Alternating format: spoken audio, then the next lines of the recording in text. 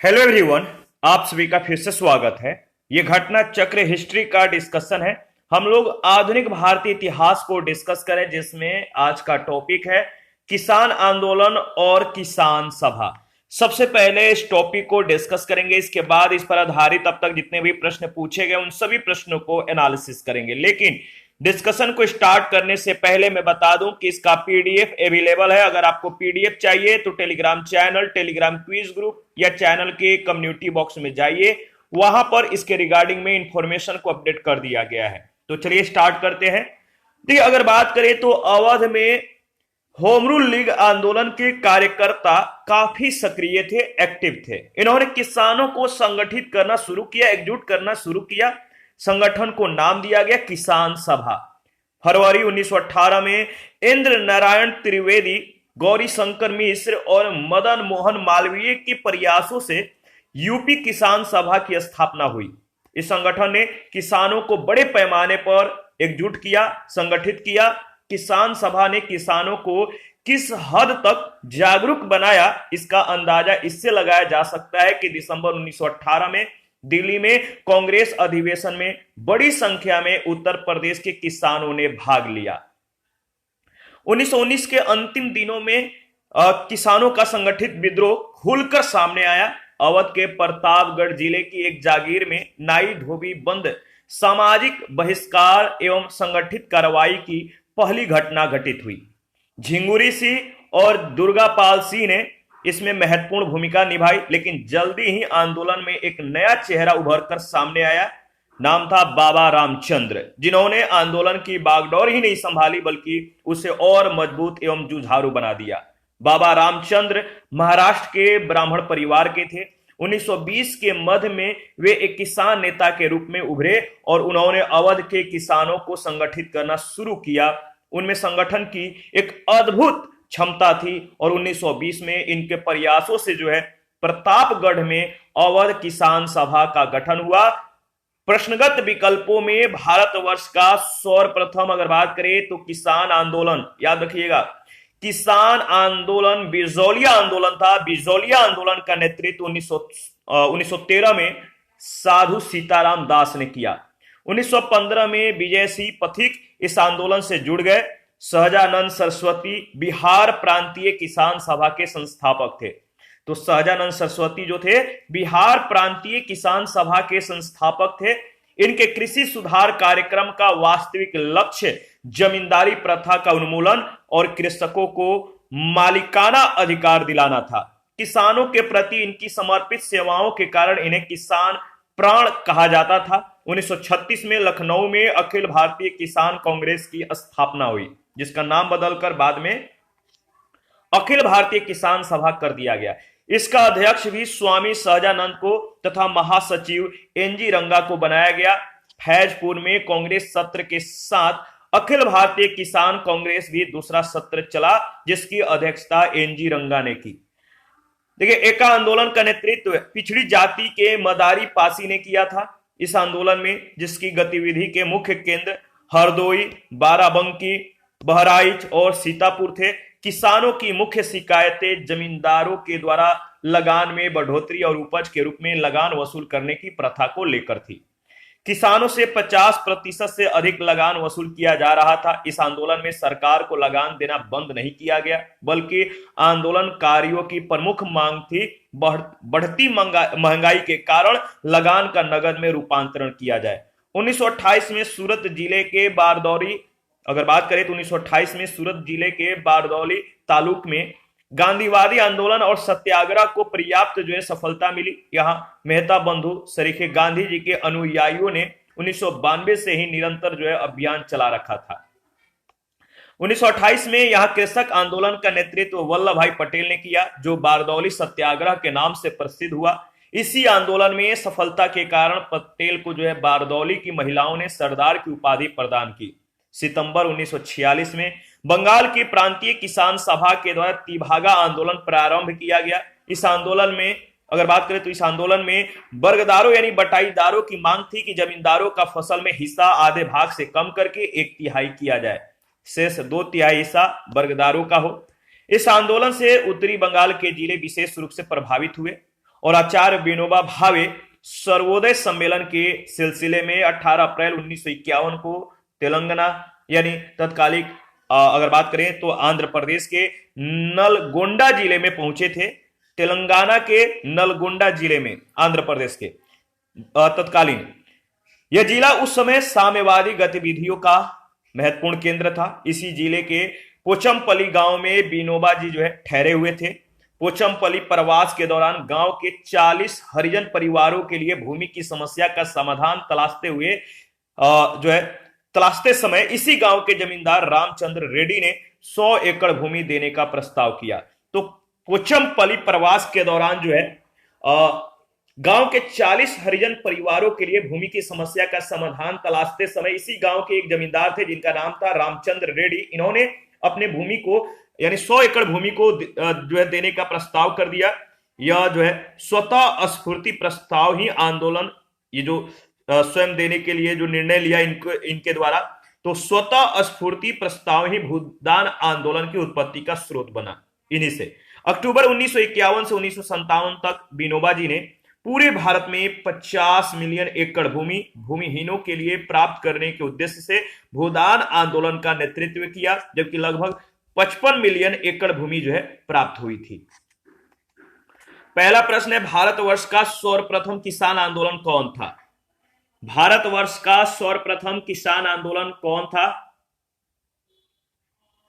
तो सही जवाब हो जाएगा बिजौलिया यानी डी ऑप्शन।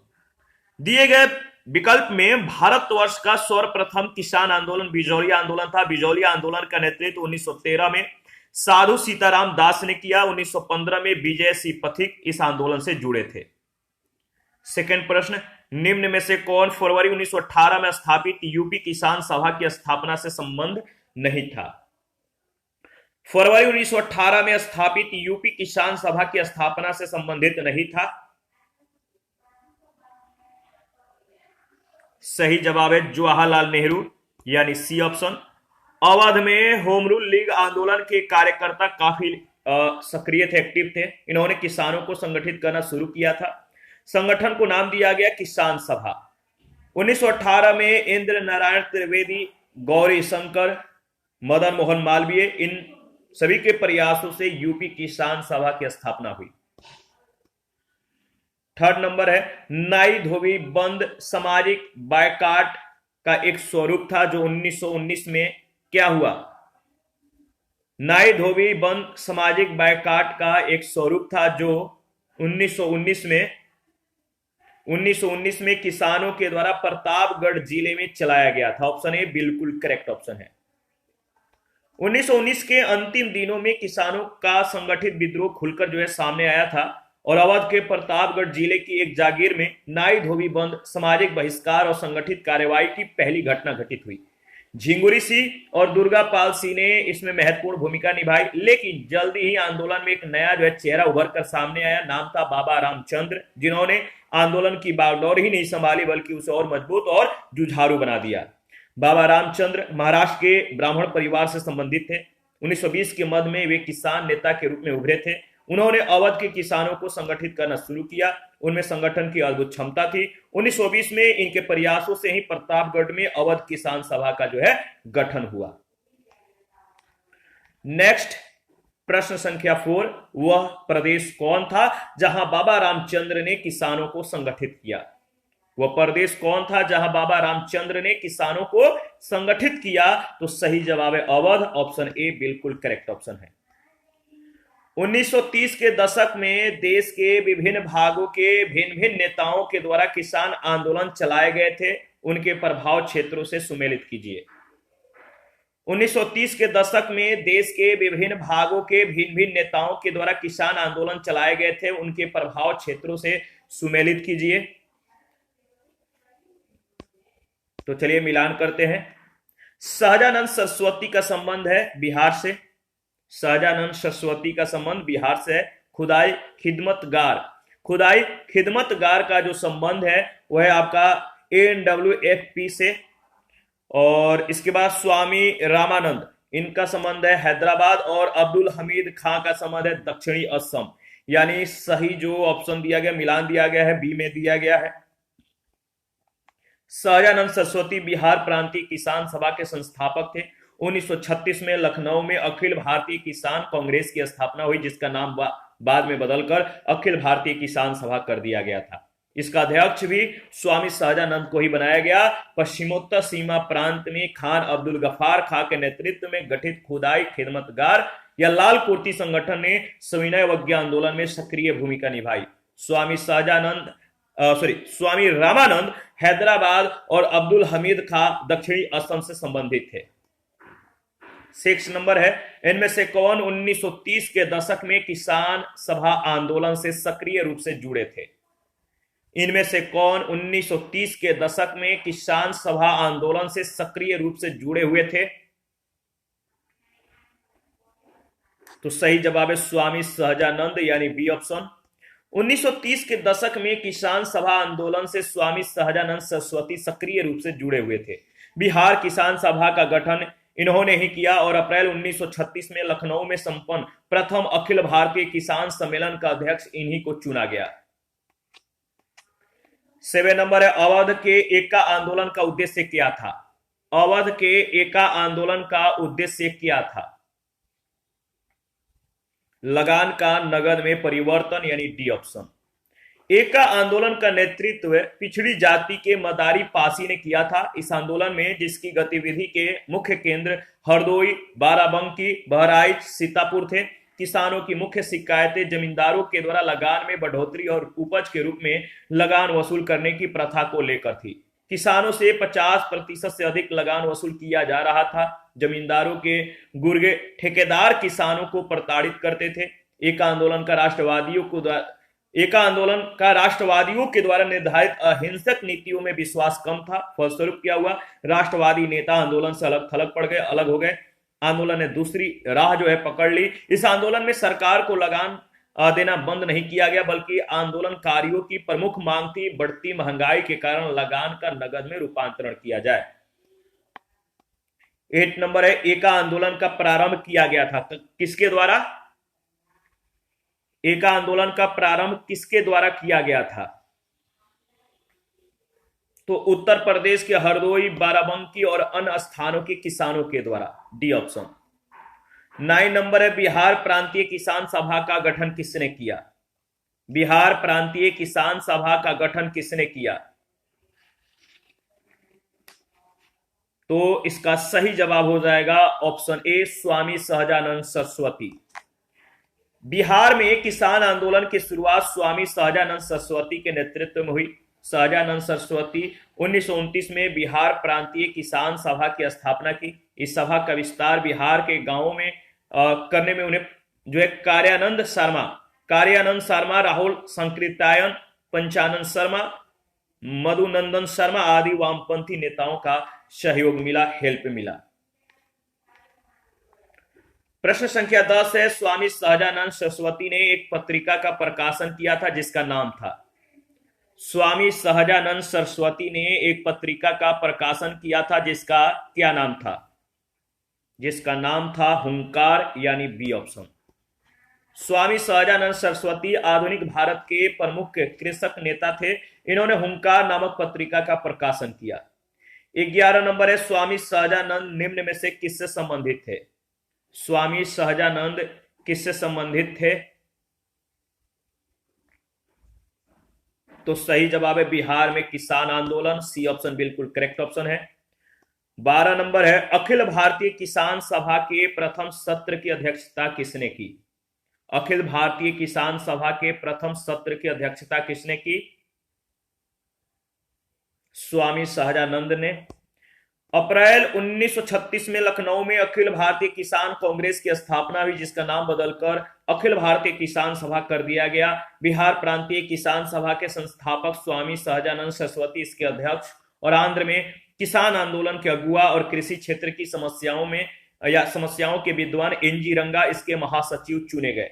फैजपुर में कांग्रेस सत्र के साथ अखिल भारतीय किसान कांग्रेस का भी दूसरा सत्र चला, जिसकी अध्यक्षता एनजी रंगा ने की। 13 नंबर है, 1936 में लखनऊ में अखिल भारतीय किसान सभा का प्रथम अध्यक्ष किसे चुना गया? 1936 में लखनऊ में अखिल भारतीय किसान सभा का प्रथम अध्यक्ष किसे चुना गया? तो सही जवाब है Swami Sahajanand Saraswati, C option. 14 number है, लखनऊ में स्थापित अखिल अखिल भारतीय किसान कांग्रेस के महासचिव के रूप में निम्नलिखित में से किसे चुना गया था? लखनऊ में स्थापित अखिल भारतीय किसान कांग्रेस के महासचिव के रूप में निम्नलिखित में से किसे चुना गया? सही जवाब है एनजी रंगा, बी ऑप्शन। 15 नंबर है, अखिल भारतीय किसान कांग्रेस का गठन किया गया था। अखिल भारतीय किसान कांग्रेस का गठन किया गया था।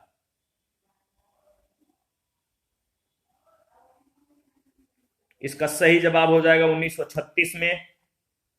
16 नंबर है, वह कौन जगह थी जहां अखिल भारतीय किसान सभा का पहला अधिवेशन हुआ था? वह कौन जगह थी जहां अखिल भारतीय किसान सभा का पहला अधिवेशन हुआ था? सही जवाब है लखनऊ, सी ऑप्शन। 17 नंबर है, अखिल भारतीय किसान सभा के संस्थापक अध्यक्ष कौन थे? अखिल भारतीय किसान सभा के संस्थापक अध्यक्ष थे, कौन थे? Swami Sahajanand Saraswati, B option. 18 number है, स्वामी सहजानंद का संबंध था। स्वामी सहजानंद का संबंध किसके साथ था? स्वामी सहजानंद का जो संबंध था बिहार के किसान आंदोलनों के साथ, यानी सी ऑप्शन। आगे बढ़ते हैं नेक्स्ट। 19 नंबर, बिहार किसान सभा से कौन जुड़ा था? बिहार किसान सभा से कौन जुड़ा हुआ था?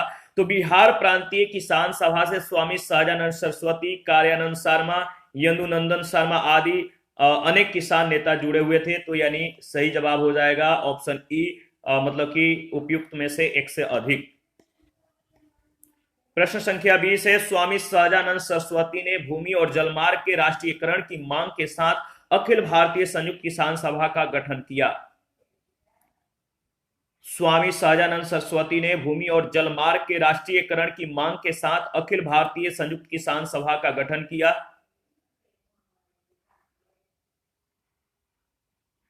तो याद रखिएगा, उनके मृत्यु से ठीक पहले स्वामी सहजानंद सरस्वती ने भूमि और जलमार्ग के राष्ट्रीयकरण की मांग के साथ अखिल भारतीय संयुक्त किसान सभा का गठन उनके मृत्यु से ठीक पहले किया था। अखिल भारतीय किसान सभा का गठन जो है स्वामी सहजानंद सरस्वती के द्वारा 1936 में किया गया था। स्वामी सहजानंद की मृत्यु 1950 में हुई थी। स्वामी सहजानंद सरस्वती ने अखिल भारतीय संयुक्त किसान सभा का गठन अपने मृत्यु से ठीक पहले किया था। इस सभा का उद्देश्य भूमि और जलमार्ग तथा ऊर्जा के सभी स्रोतों का राष्ट्रीयकरण करना था। 21 नंबर, निम्नलिखित में से किस एक कांग्रेसी नेता ने प्रथम अखिल भारतीय किसान सभा में भाग लिया था? निम्नलिखित में से किस एक कांग्रेसी नेता ने प्रथम अखिल भारतीय किसान सभा में भाग लिया था? सही जवाब है जवाहरलाल नेहरू। अखिल भारतीय किसान सभा को जवाहरलाल नेहरू ने भी जो है संबोधित किया था 1936 में। इसी अधिवेशन में स्वामी सहजानंद सरस्वती को इस सभा का अध्यक्ष और एनजी रंगा को महासचिव चुना गया था। 22 नंबर है, इनमें से कौन बिहार में किसान आंदोलन के साथ जुड़े थे? इनमें से कौन बिहार में किसान आंदोलन के साथ जुड़े थे? राजेंद्र प्रसाद, ऑप्शन ए बिल्कुल करेक्ट ऑप्शन है। दिए गए विकल्प में राजेंद्र प्रसाद बिहार में किसान आंदोलन से जुड़े थे। ये संविधान सभा के अध्यक्ष थे। संविधान लागू होने के बाद वे भारत के प्रथम राष्ट्रपति बने थे। 23 नंबर, सूची 1 सूची 2 के साथ मिलान करना है। तो चलिए मिलान करते हैं।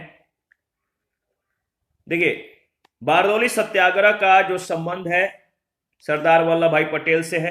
भारतीय किसान संस्थान का संबंध एनजी रंगा से है। बंगाल प्रजा पार्टी का संबंध फजलुल हक से है और बर्खास्त संघर्ष का संबंध स्वामी श्रद्धानंद सरस्वती से है। यानी दिए गए जो विकल्प हैं बी में सुमेलित हैं। 1928 में सूरत जिले के बारदौली तालुक में गांधीवादी आंदोलन और सत्याग्रह को पर्याप्त सफलता मिली। यहां मेहता बंधु सरीखे गांधी जी के अनुयायियों ने 1922 से निरंतर जो अभियान चला रखा था। 1928 में यह कृषक आंदोलन का नेतृत्व वल्लभ भाई पटेल ने किया था, जो बारदौली सत्याग्रह के नाम से प्रसिद्ध हुआ। इसी आंदोलन में सफलता के कारण पटेल को बारदौली की महिलाओं ने सरदार की उपाधि जो है प्रदान की। भारतीय किसान संस्थान की स्थापना एनजी रंगा ने की थी। 1929 में फजलुल हक ने प्रजा पार्टी, जो बाद में बंगाल प्रजा पार्टी बनी, इसकी स्थापना की। 1937 में हुए चुनाव के बाद इन्होंने बंगाल में मुस्लिम लीग के साथ मिलकर जो है सरकार बनाई। बिहार का बकासत यानी स्वयं खेती की भूमि संघर्ष स्वामी श्रद्धानंद सरस्वती से संबंधित है। 24 बारदौली सत्याग्रह का सफल नेतृत्व किसने किया? बारदौली सत्याग्रह का सफल नेतृत्व किसने किया? याद रखिएगा वल्लभ भाई पटेल, ऑप्शन ए। आगे बढ़ते हैं नेक्स्ट प्रश्न संख्या 25। बारदौली सत्याग्रह का नेतृत्व किया। बारदौली सत्याग्रह 1928 का नेतृत्व किया था सरदार वल्लभ भाई पटेल ने। काफी महत्वपूर्ण ये प्रश्न बहुत बार पूछा गया है। 26 है, निम्न में से किस आंदोलन में सरदार वल्लभ भाई पटेल ने मुख्य भूमिका निभाई? किस आंदोलन में सरदार वल्लभ भाई पटेल ने मुख्य भूमिका निभाई? तो आपको मालूम है, कमेंट करके बताइए सही जवाब क्या होगा। बारदौली सत्याग्रह, याद रखिएगा। 27 नंबर है, वल्लभ भाई पटेल को सरदार की उपाधि किसने दी थी? वल्लभ भाई पटेल को सरदार की उपाधि किनके द्वारा दिया गया? तो महात्मा गांधी के द्वारा, ऑप्शन ए। 28 महात्मा गांधी ने वल्लभ भाई पटेल को सरदार की उपाधि उनकी बड़ी संगठन क्षमता के कारण किस आंदोलन में दी थी? महात्मा गांधी ने वल्लभ भाई पटेल को सरदार की उपाधि उनकी बड़ी संगठन क्षमता के कारण किस आंदोलन में दी थी? बारदौली सत्याग्रह में, बी ऑप्शन। 29 है, बंगाल के तिभागा किसान आंदोलन की क्या मांग थी? बंगाल के तिभागा किसान आंदोलन की क्या मांग थी? मांग थी कि जमींदारों की हिस्सेदारी को फसल के आधे भाग से कम करके 1/3 करना। याद रखिएगा, ऑप्शन ए।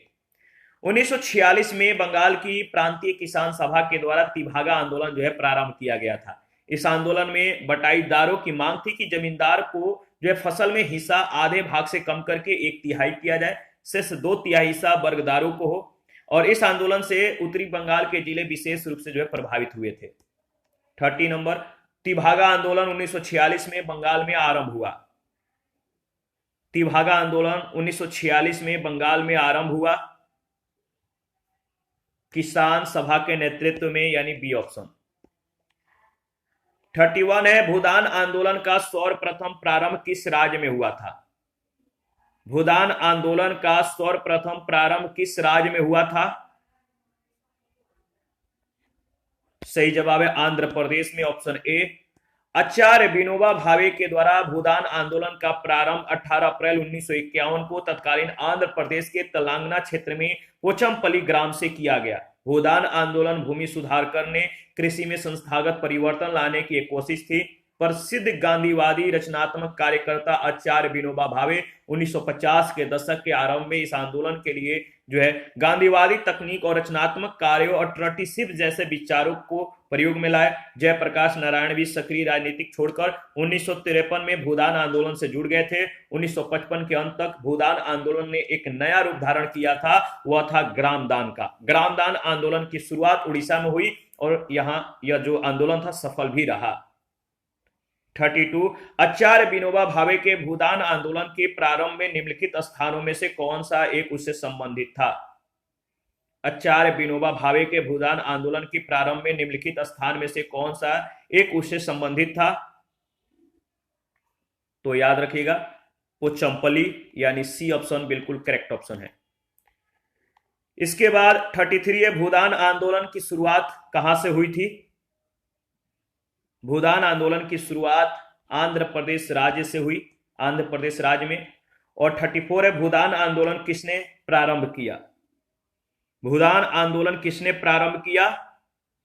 काफी महत्वपूर्ण सवाल है, सही जवाब हो जाएगा विनोबा भावे, सी ऑप्शन बिल्कुल करेक्ट ऑप्शन है। इसी के साथ आज का सेशन समाप्त करते हैं। नेक्स्ट सेशन में ट्रेड यूनियन एवं साम्यवादी दल के बारे में डिस्कस करेंगे, आधारित प्रश्नों को भी एनालिसिस करेंगे। आप अपना प्रतिक्रिया देते रहें, आपके प्रतिक्रियाओं का हमें बेसब्री से इंतजार रहता है। जिन लोगों ने Telegram channel, Telegram quiz group, Facebook page, Instagram को ज्वाइन नहीं किया है, आप लोग ज्वाइन कीजिए और प्लीज चैनल को शेयर, सब्सक्राइब और ज्वाइन करके प्लीज हमें सपोर्ट करें। थैंक यू, मिलते हैं नेक्स्ट सेशन में।